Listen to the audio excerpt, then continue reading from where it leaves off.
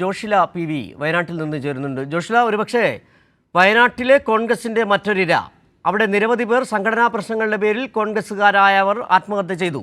അതിന് പിന്നാലെയാണ് വലിയൊരു തട്ടിപ്പിനിരയായ രാജേന്ദ്രൻ നായർ ആത്മഹത്യ ചെയ്തത്. 2023 രാജേന്ദ്രൻ നായർ ആത്മഹത്യ ചെയ്തപ്പോൾ ആ കുടുംബത്തിൻ്റെ ബാധ്യത 65 ലക്ഷം രൂപയായി മാറിയിരിക്കുന്നു.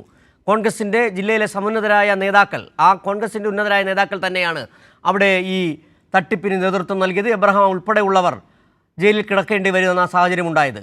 ഏതായാലും ഇപ്പോൾ രാജേന്ദ്രൻ നായരുടെ കുടുംബത്തിൻ്റെ ആവശ്യം എന്താണ്? അവർ സമരം തുടരുക തന്നെയാണ്.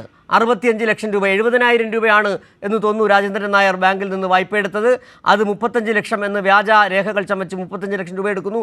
അത് 65 ലക്ഷം രൂപയായി. വലിയ ചതി. വയനാട്ടിൽ കോൺഗ്രസ്സുകാർ എന്ന് പറഞ്ഞാൽ ചതിക്കുന്നവരാണെന്ന് തന്നെ പറയേണ്ടി വരുന്ന സാഹചര്യം.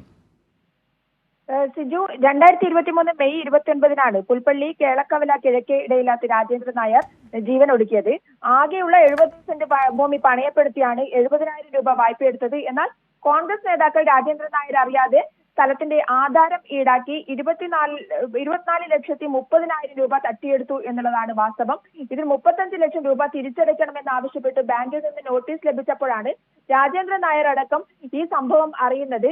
പലരെയും സമീപിച്ചു, എല്ലാ കോൺഗ്രസ് നേതാക്കളെയും സമീപിച്ചു. എന്നാൽ കോൺഗ്രസ് നേതാക്കൾ ഒന്നും തന്നെ സഹായിക്കാൻ തയ്യാറായില്ല. അവസാനം രാജേന്ദ്രൻ നായർ ആത്മഹത്യ ചെയ്യുകയായിരുന്നു.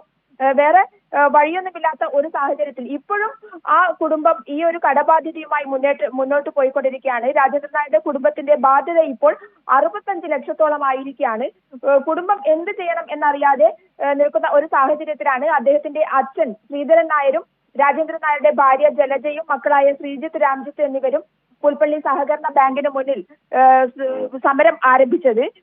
ഇതിൽ ഏറ്റവും പ്രധാനമായി നമ്മൾ ശ്രദ്ധിക്കേണ്ട കാര്യം, സഹകരണ ബാങ്കും മുൻനിർത്തിക്കൊണ്ട് കോൺഗ്രസ് നടത്തിക്കൊണ്ടിരിക്കുന്ന കൊള്ളയാണ്.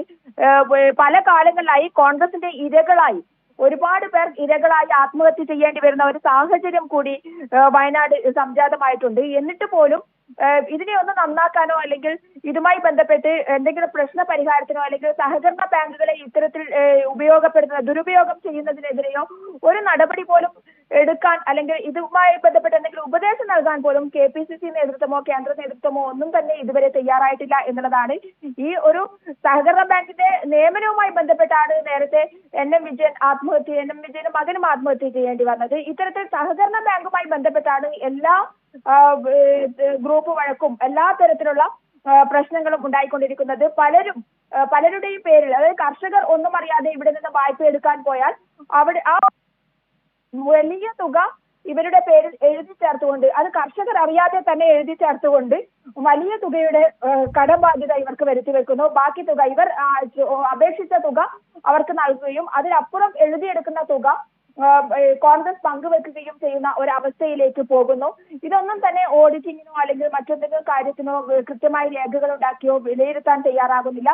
അവസാനം കർഷകന് തന്നെ ഇതിന്റെ ബാധ്യത കൈവരുന്നു. എങ്ങനെയാണെന്ന് അന്വേഷിച്ചപ്പോഴാണ് ഇത്തരത്തിൽ രാജേന്ദ്രൻ നായർ ഇങ്ങനെ ഒരു കാര്യം മനസ്സിലാക്കുന്നത്.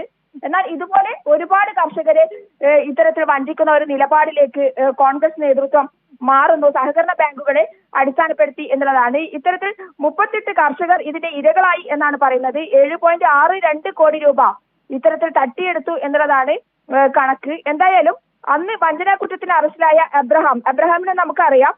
KPCC ജനറൽ സെക്രട്ടറിയാണ് KK എബ്രഹാം. അന്ന് ബാങ്ക് പ്രസിഡന്റ് ആയിരിക്കുകയായിരുന്നു തട്ടിപ്പ് നടത്തിയത്. അദ്ദേഹം പിന്നീട് വഞ്ചനാ കുറ്റത്തിന് അറസ്റ്റിലായി. ED എടുത്ത കേസിലും ജയിലിലായി. വായ്പാ തട്ടിപ്പിൽ വിജിലൻസ് കേസിൽ വിചാരണ ആരംഭിച്ചിട്ടുണ്ട്. ഇപ്പോൾ അബ്രഹാം ഉൾപ്പെടെ 10 കോൺഗ്രസ് നേതാക്കളാണ് ഈ കേസിലെ പ്രതികൾ എന്നുള്ളതാണ് മറ്റൊരു കാര്യം. ജോഷ്ല, ഇത് നേരത്തെ ജോഷ്ല പറഞ്ഞതുപോലെ തന്നെ, അതായത് സഹകരണ മേഖലയെ തട്ടിപ്പിനുള്ള മേഖലയാക്കി മാറ്റുകയായിരുന്നു വയനാട്ടിലെ കോൺഗ്രസ്സുകാർ.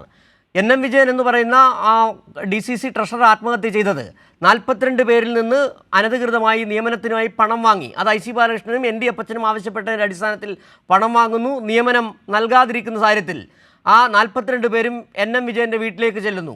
ആ കടം വീട്ടാൻ വേണ്ടി സ്വന്തം വസ്തു പണയപ്പെടുത്തി 2.5 കോടിയിലധികം ബാധ്യതയാകുന്നു. ആ പണം തിരികെ കൊടുക്കാൻ തയ്യാറാകാതെ വന്ന സാഹചര്യത്തിലാണ് NM വിജയനും മകനും ആത്മഹത്യയിൽ അഭയം പ്രാപിക്കുന്നത്. ഇത് മറ്റൊരു വശമാണ്. അവിടെ KK എബ്രഹാം എന്ന് പറയുന്ന KPCC general secretary, Pulpally bank president നേതൃത്വത്തിൽ തട്ടിപ്പ് നടത്തുകയാണ്. ചതിച്ചതാരെയാണ്? 38ഓളം കർഷകരെ. അതിൽ ഒരാൾ മാത്രമാണ് രാജേന്ദ്രൻ നായർ. തട്ടിപ്പ് എന്ന് പറഞ്ഞാൽ ചെറുതായി പോകും. കൊള്ള സംഘമാണ്. വയനാട്ടിൽ തട്ടിപ്പ് നടത്താത്ത ഏതെങ്കിലും കോൺഗ്രസ്സുകാരുണ്ടോ എന്നുള്ള ചോദ്യം കൂടി ഉയരുന്നില്ലേ ജോഷ്ലെ?